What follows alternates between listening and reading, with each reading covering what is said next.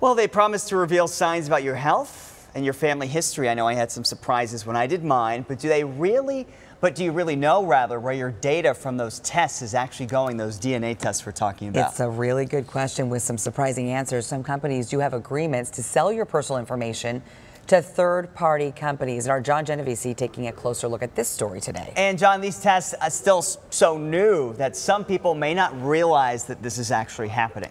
Yeah, Nick and Kaylee, states and the federal government are still trying to sort out the rules, and a local attorney telling me you may never really know where your results end up.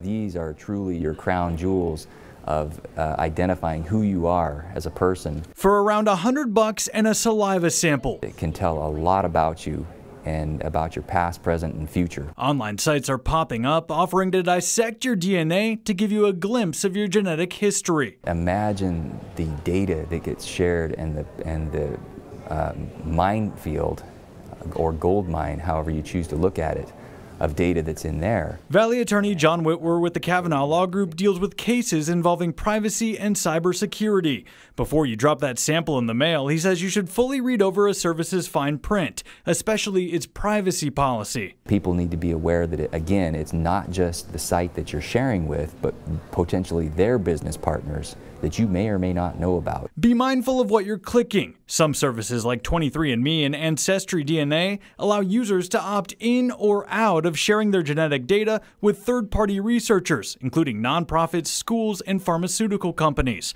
Through the courts, law enforcement can also access your data, and that's not always bad. Last year, a public DNA database helped police nab the Golden State Killer. But Whitwer says perhaps the biggest threat with these sites are hackers. You're trusting a business that your most personal information is secure. These services, not all of them, but some of them have already been hacked. Now, to my knowledge, it hasn't involved loss of the genetic test information per se, but it has involved other information like emails and names and things like that.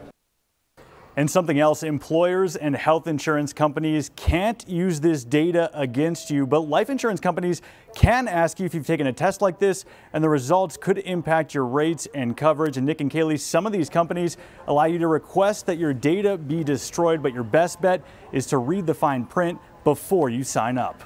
That's always great advice. True with a lot of things. Yes, thank you.